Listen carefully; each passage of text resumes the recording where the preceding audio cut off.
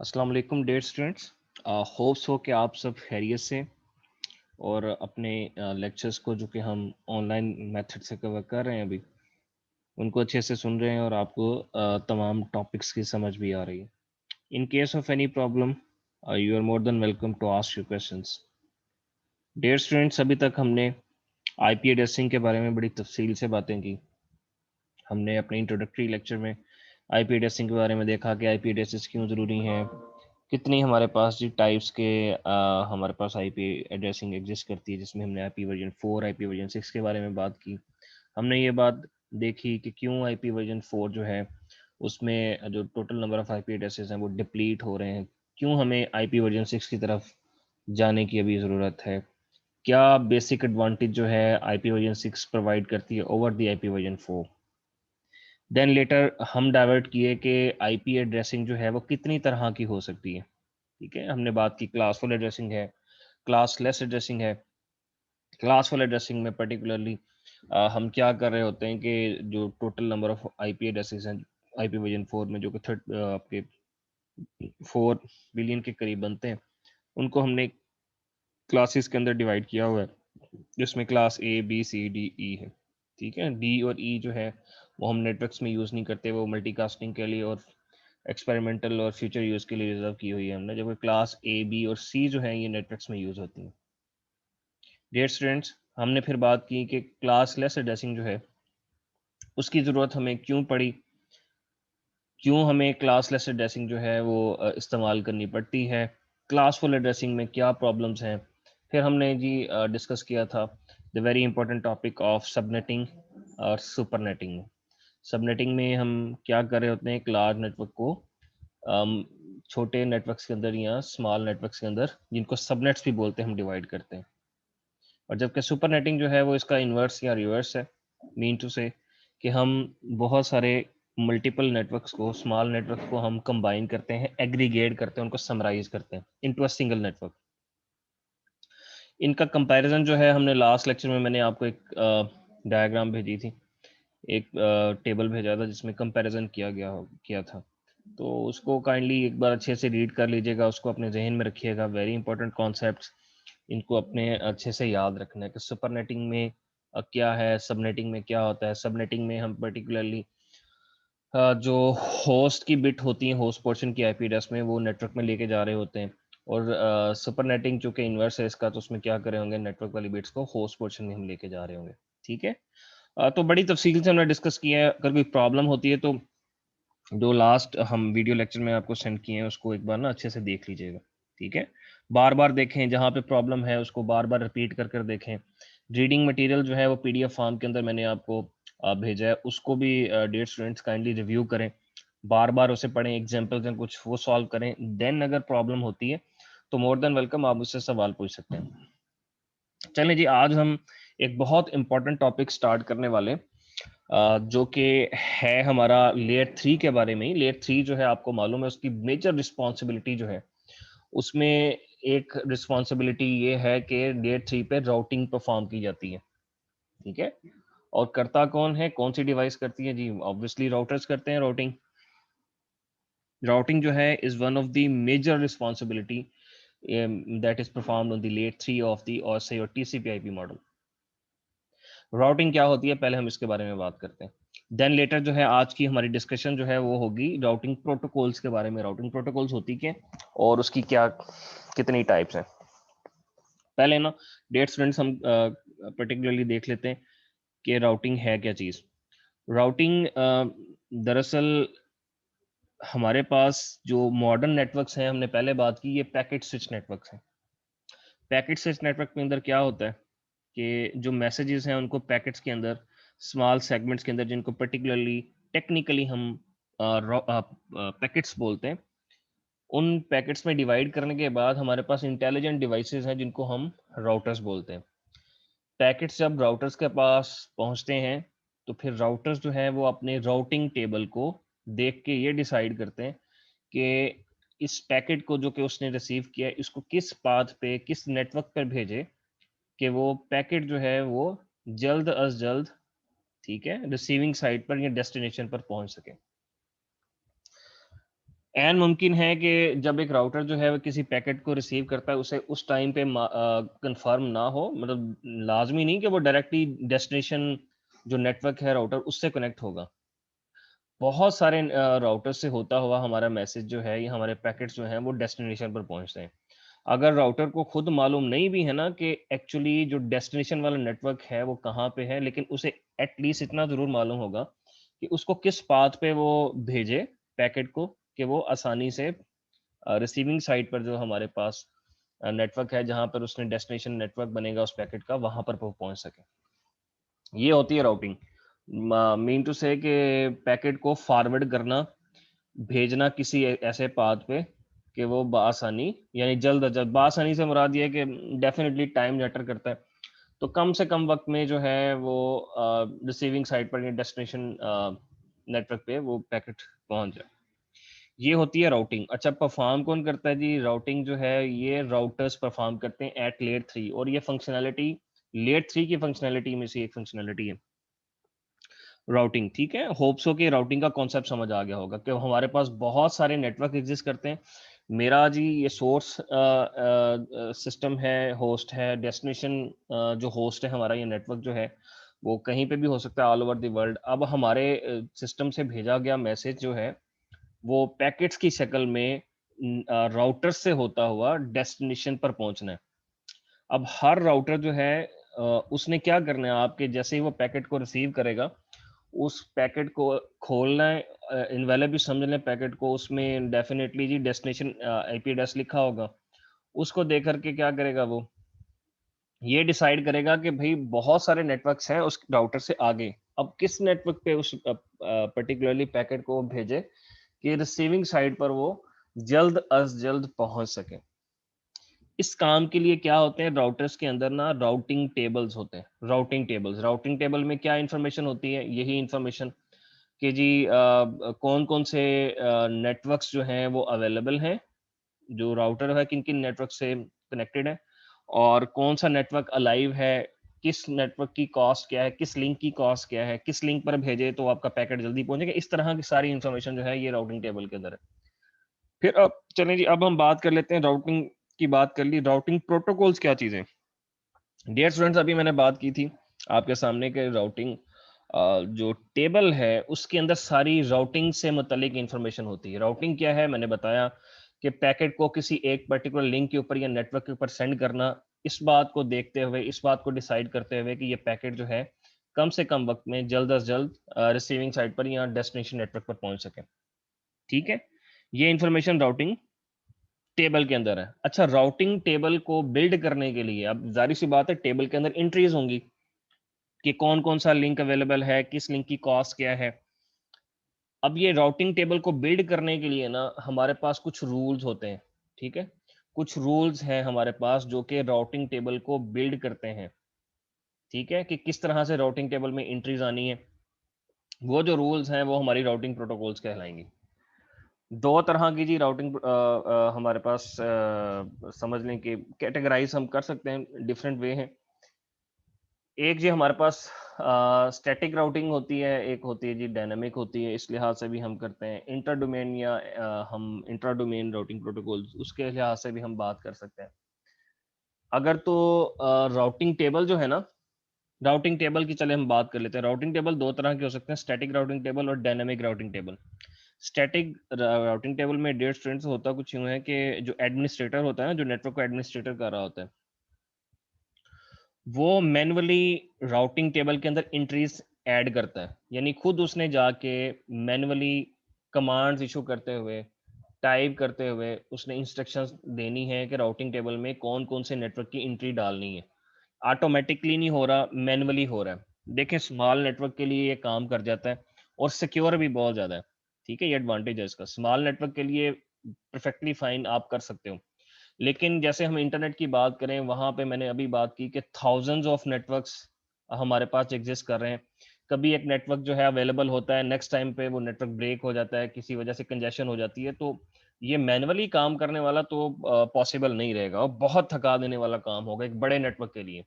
और इंटरनेट पे तो ऑब्वियसली मैंने अभी बताया कि कभी एक नेटवर्क जो है अलाइव है, कभी वहां पे कंजेशन होगी है, तो काइंड ऑफ कोई ऑटोमेटिक वे, कोई डायनामिक वे एग्जिस्ट करना चाहिए।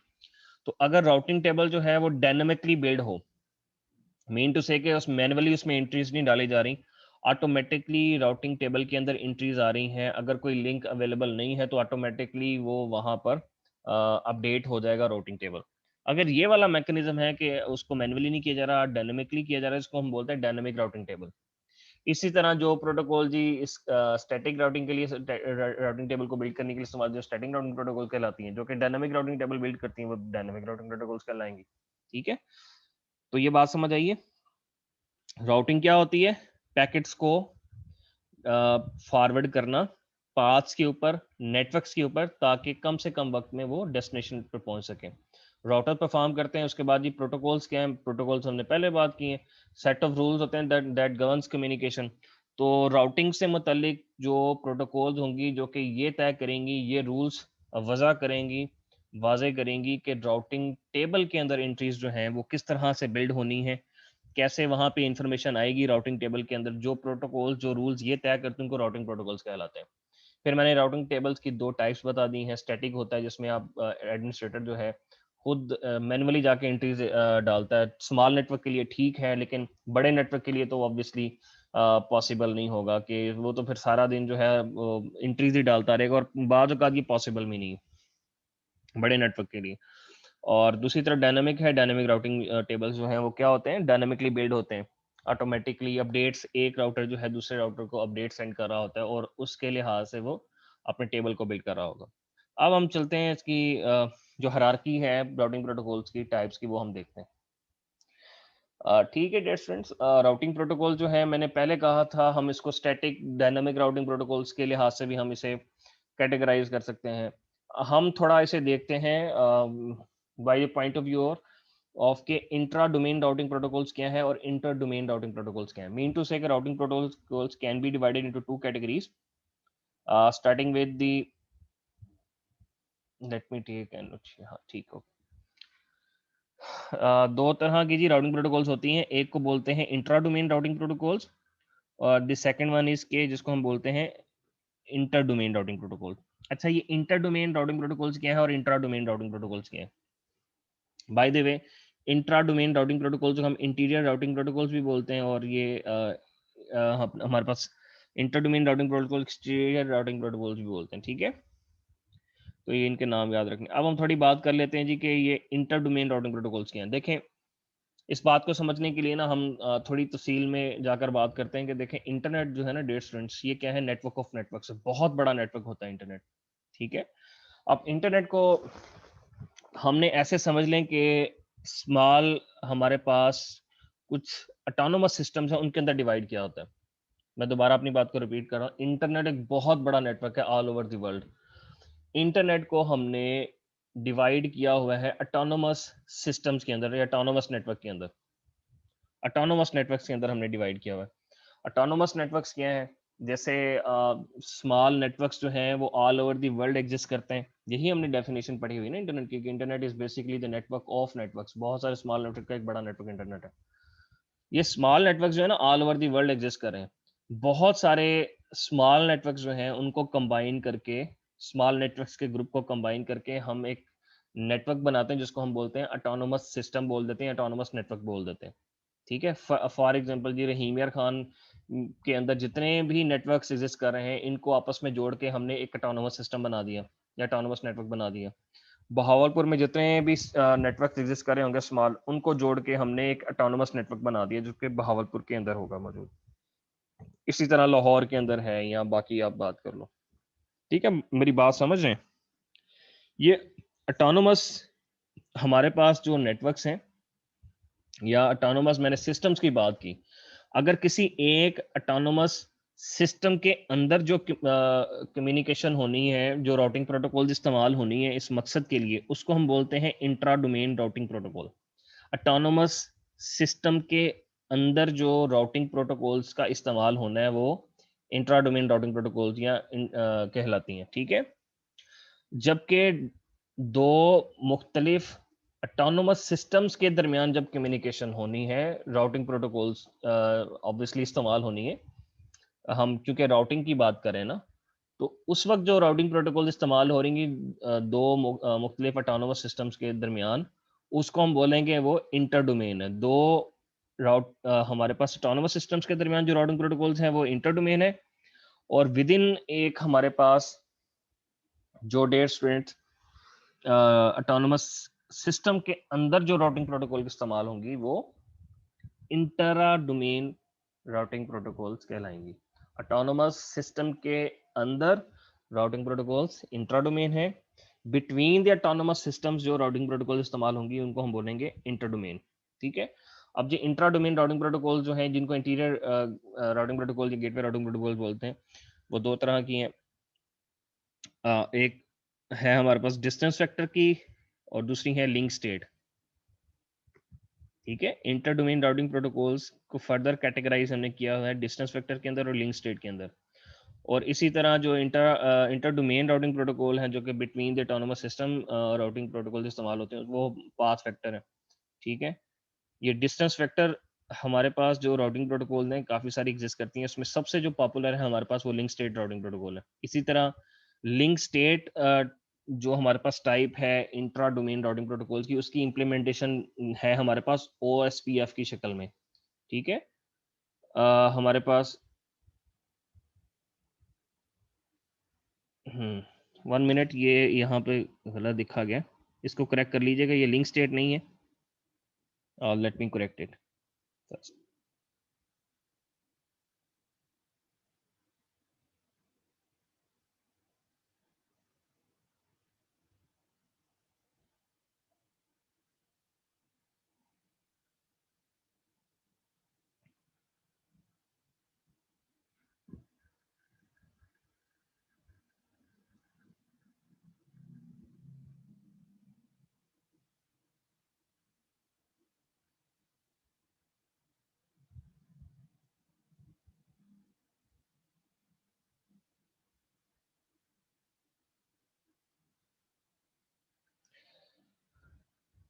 जी students, so we were talking about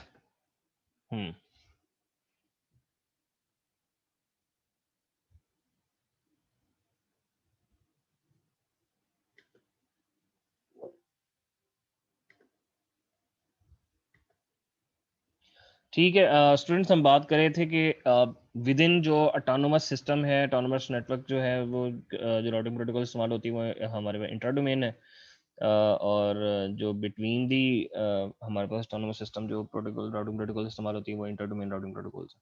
ठीक है, so distance vector routing protocol जो है, एक हमारे पास ये टाइप है इंट्रा डोमेन राउटिंग प्रोटोकॉल्स की, दूसरी है लिंक स्टेट। ठीक है, डिस्टेंस वेक्टर के अंदर प्रोटोकॉल्स तो काफ़ी सारी एग्जिस्ट कर सकती हैं, लेकिन जो हमने डिस्कस करनी है वो है राउटिंग इंफॉर्मेशन प्रोटोकॉल, जो कि डिस्टेंस वेक्टर की टाइप है। ठीक है, इम्प्लीमेंटेशन है उसकी। और दूसरी जी लिंक स्टेट राउटिंग प्रोटोकॉल में जो हमने डिस्कस करनी है open shortest path first OSPF protocol है, और इंटर डोमेन राउटिंग प्रोटोकॉल जिसको exterior routing gateway routing protocol भी बोलते हैं, उसमें पाथ वेक्टर हमारे पास टाइप ऑफ राउटिंग प्रोटोकॉल है, उसमें हमने डिस्कस करना है BGP, border gateway routing protocol.